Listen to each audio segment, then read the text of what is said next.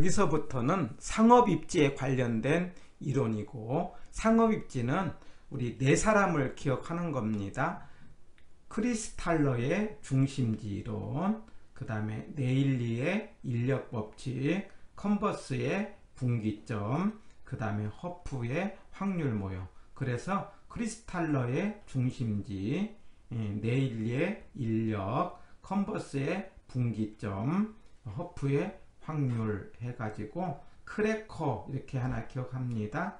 크래커 그러면 과자 이름 생각해서 크래커. 그 다음에 중인분학, 중심지, 인력, 분기점, 확률. 그래서 크래커, 그 다음에 중인분학. 이 네 사람을 가지고 한 문제가 출제가 되고 있어요.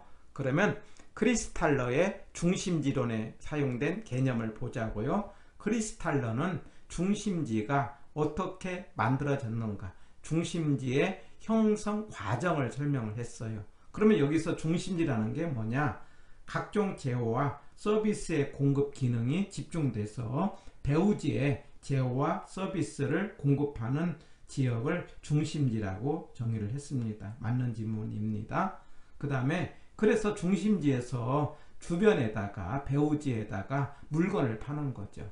그거를 우리가 어디까지 물건이 팔려갈 거냐, 그래서 재화의 도달 범위 이렇게 이야기합니다.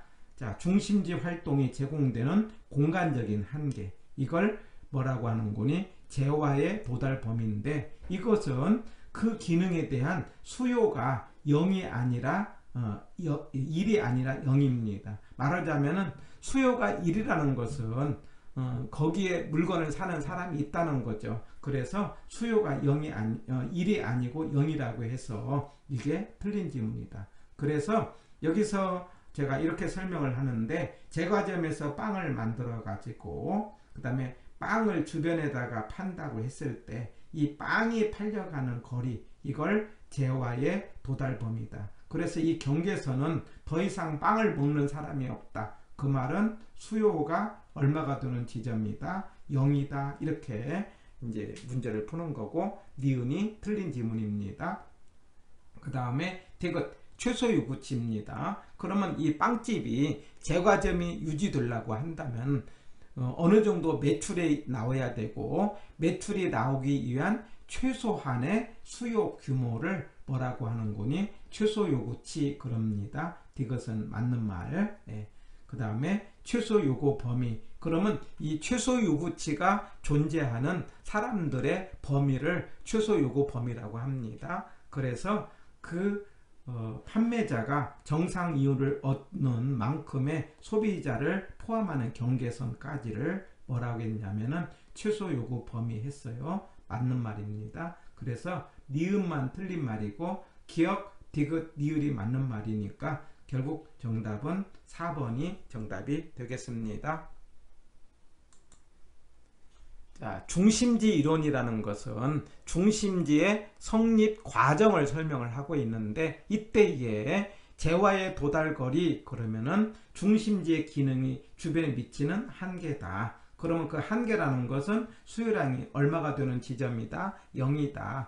그 다음에 그 중심지에 물건을 파는 데 있어서 최소한의 수요자가 있는 범위를 최소 요구치인데, 이때에 어떤 제품은, 어떤 물건은 사람이 많아야 장사가 되는 업종이 있죠. 이걸 고차이 재화, 사람이 적어도 되는 건 저차이 재화인데, 그러면 어떤 물건이냐? 구매 빈도가 적어요. 그리고 주기가 깁니다. 가끔 사는 물건이니까 사람이 많아야 되고, 이걸 고차이 재화. 그러고 우리가 문제 풀 때는 제가 시청으로 이해를 하자. 시청은 사람이 많아야 존재하지 않습니까? 그런데 저차이 재화는 구매 빈도가 많아요. 자주 물건을 사는 겁니다. 그러면 구매 주기가 짧죠. 그러면 뭐냐면은 사람이 적어도 된다. 이걸 저차이 재화라 하고, 이거는 동사무소로 이해를 하시고, 시청과 동사무소로 구분해서 고차는 시청, 그 다음에 저차는 동사무소, 이렇게 뭐냐면 물건이 팔려가기 위한 최소한의 수요자의 수를 최소 요구치라고 한다면, 이때의 중심지의 성립 조건은 재화의 도달거리 안에 추수 유구치가 존재를 할 때 중심지가 성립한다고 이제 전제를 했고, 그런데 이 물건이 하나만 있고 혼자만 있는 것이 아니라 경쟁을 하면서 주변에 골고루 겹치지 않으면서 팔려고 한다면은 이상적인 중심지는 육각형 모양이다, 이렇게 설명을 했다는 거죠. 이게 중심지의 성립 과정에 해당되는 중심지 이론의 핵심 내용들입니다. 자, 6번입니다. 상권의 이론. 크리스탈러의 중심지 이론은 유사한 상품을 취급하는 점포들이 서로 도심에 인접해 있는 경우를 잘 설명해 준다 했는데, 이 크리스탈러의 중심지 이론은 중심지의 성립 과정을 설명했다. 그래서 중심지가 어떻게 만들어졌는가, 중심지의 성립 과정을 설명했다, 이렇게 이해를 하시고 1번은 틀린 지문입니다. 그 다음에 2번, 컨버스의 분기점은 말하자면 그 경계선을 찾아냈어요. 그것을 분기점 모형이라고 합니다. 맞습니다. 그래서 3번의 중력 모형은 네일리인데 형성 과정을 설명하는 것은 뭐라고 하고 중심지 이론이고, 상호작용이에요. 상호작용이 뭐냐면 유인력입니다. 유인력, 당기는 힘, 그 유인력을 설명한 것이 네일리의 중력 모형이다, 이렇게 이해를 하시고 3번은 맞는 지문. 4번 CTS 그러면은 여기서 핵심 단어가 스포트예요. 저는 이걸 점찍기다 이렇게 이야기를 합니다. 점을 찍기, 점찍기. 이게 무슨 말이냐, 우리 뭐냐면 가게 앞에 큰 지도를 하나 그려놓고 우리 집에 오는 손님한테 내가 제과점을 하고 있다면은 우리 제과점에서 우리 집에 오는 손님들이 어느 지역에서 왔느냐 해갖고 그 지역에 대해서 점을 찍어 달라고 하는 거죠. 그러면은 그 점들이 찍힌 모양을 보고 거기다가 이 지역까지 왔으니까 거기까지 전단지를 돌리고 광고를 하면은 고객의 특성과 판매 촉진 전략 수립에 도움이 될 수 있다. 그래서 말하자면 고객이 사는 지점을 점을 찍어서 고객의 출발 지점을 알 수가 있게 되는 거죠. 이걸 CTS라고 합니다. 점찍기예요. 그렇게 하면은 판매 촉진 전략 수립에 도움이 될 수 있다. 예, 맞습니다. 그 다음에 허프라는 사람의 확률 모형은 점유율을 간편하게 계산을 했죠. 그래서 어떻게 계산했습니까? 전체 유인력, 나중에 계산 문제를 할 겁니다. 전체 유인력을 가지고 그 다음에 대상 유인력이죠. 이런 식으로 해서 점유율을 가장 간단하게 계산할 수 있습니다. 맞습니다. 해가지고 6번의 정답은 1번입니다.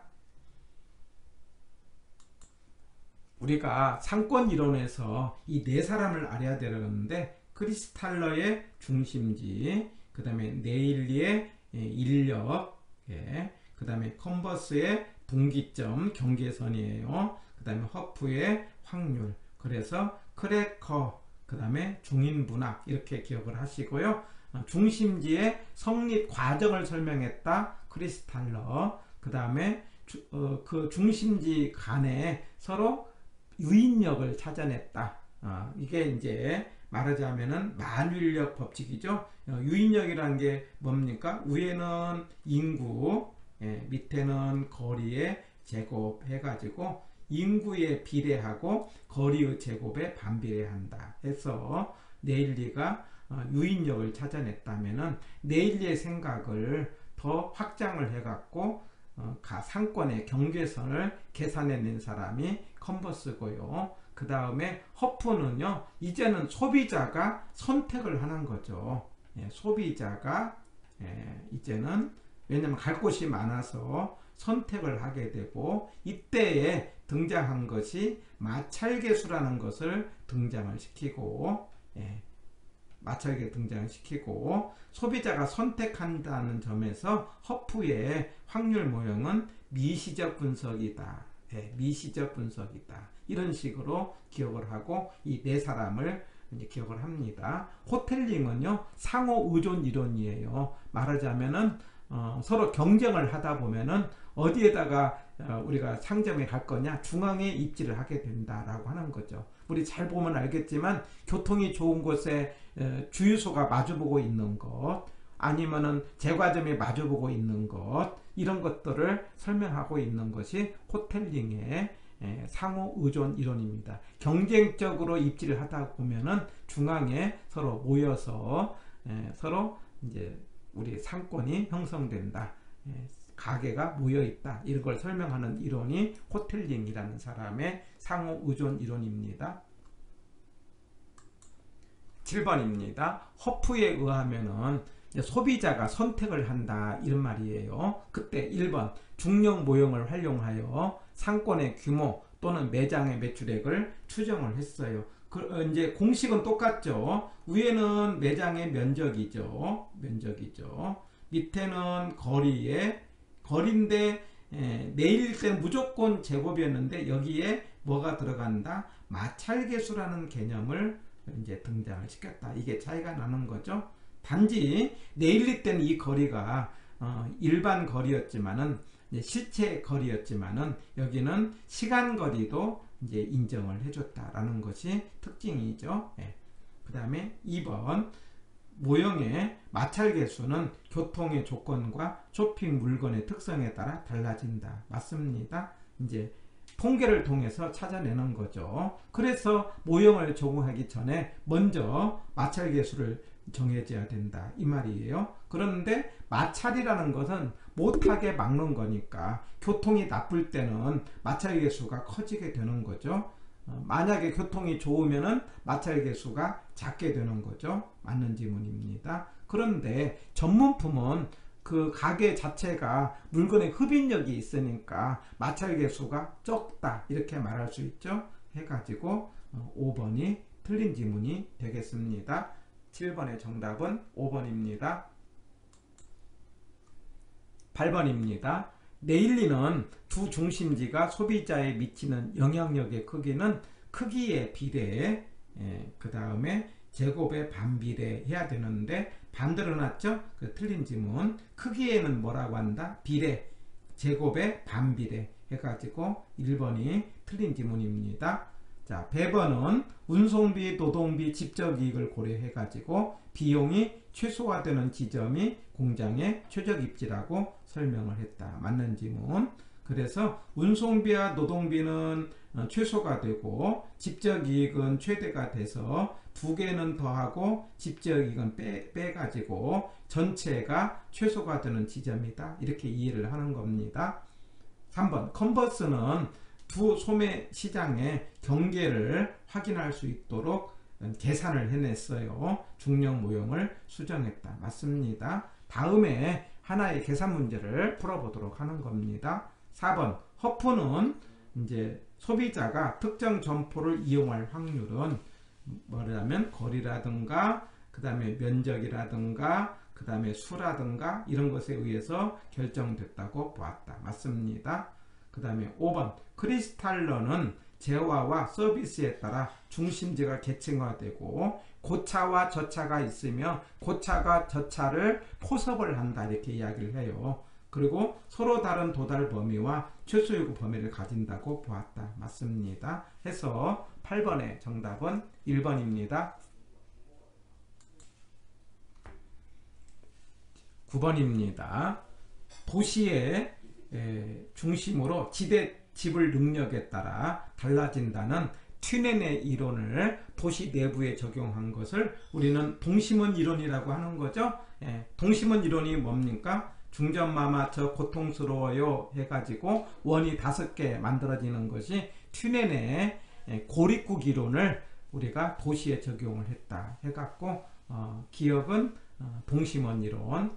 그 다음에 니은 공간적 중심지의 크기에 따라 상권의 규모가 달라진다 라고 설명하는 것은 이제 고차 저차 해갖고 크리스탈러의 중심지론에서 설명을 하고 있어요. 그래서 니은은 뭐가 됩니까? 다가 됩니다.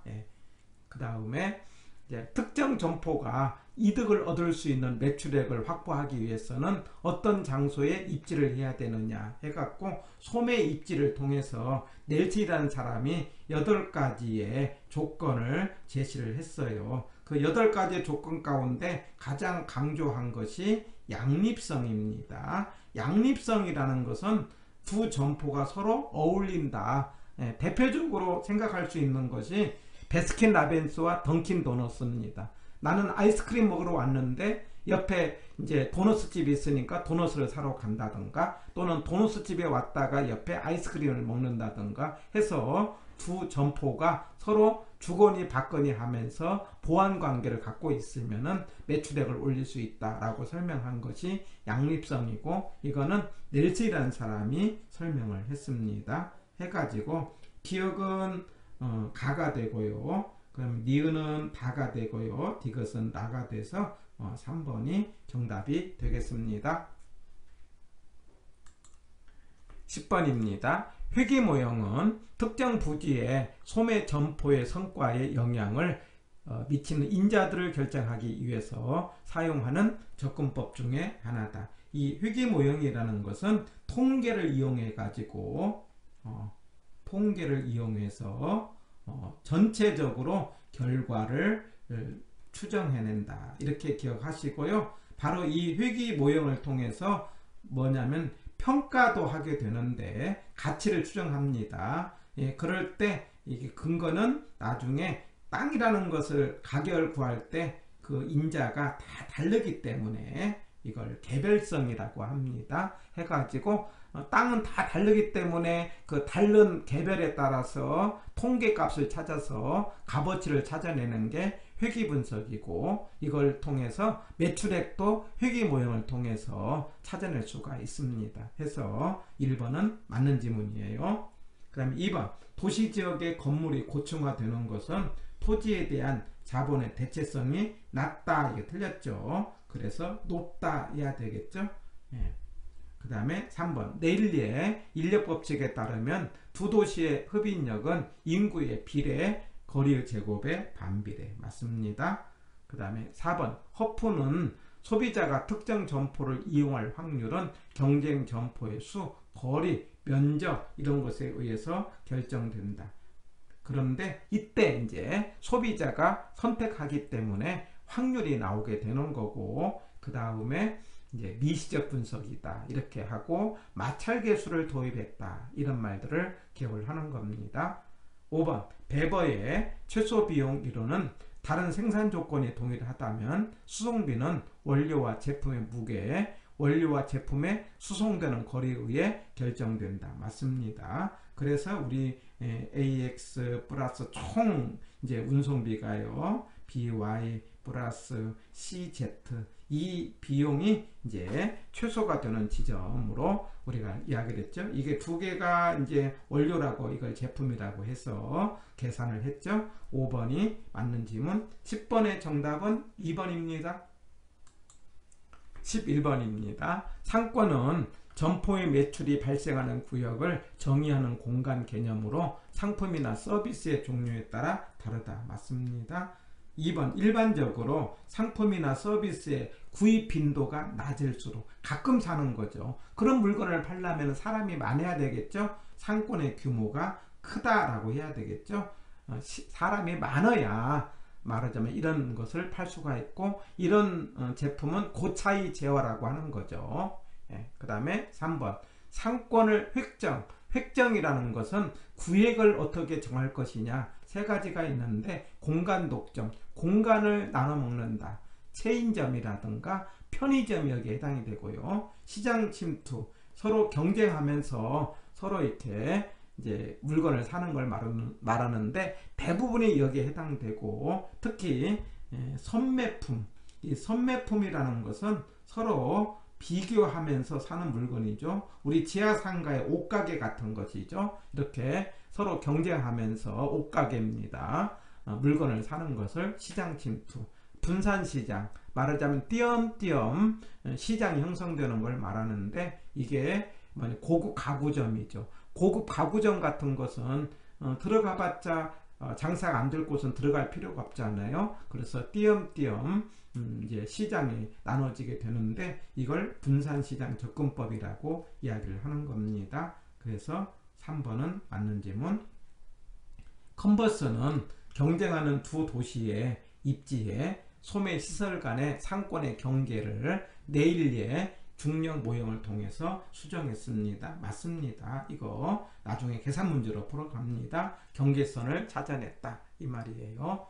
5번 허프는 결정론적인 접근보다 확률론적으로 아까 소비자가 선택한다고 그랬죠. 그래서 확률로 설명을 하고 이때 마찰계수라는 개념을 도입을 했다. 이렇게 기억하고 5번도 맞는 지문이 되겠어요. 그래서 11번의 정답은 2번입니다. 12번입니다. 부동산은 입지 차이로 인해서 상품의 동질성을 확보하기가 어렵다. 맞습니다. 2번 어떤 토지의 입지 조건이 마음에 들지 않는다고 해서 소유자가 입지 조건보다 유리하게 변화시킬 수가 없다. 입지 조건이라는 것은 외부에서 생긴 거니까 사람이 바꿀 수 있는 것은 아니다 이 말이에요. 3번 입지는 도시 공간 구조, 지역 간의 이동, 토지 이용 변화들을 설명하는데 활용된다. 맞습니다. 그 다음에 4번 잡화점, 세탁소 이런 것들은 뭐냐면 우리가 흩어져야 된다 해갖고 이걸 산재라고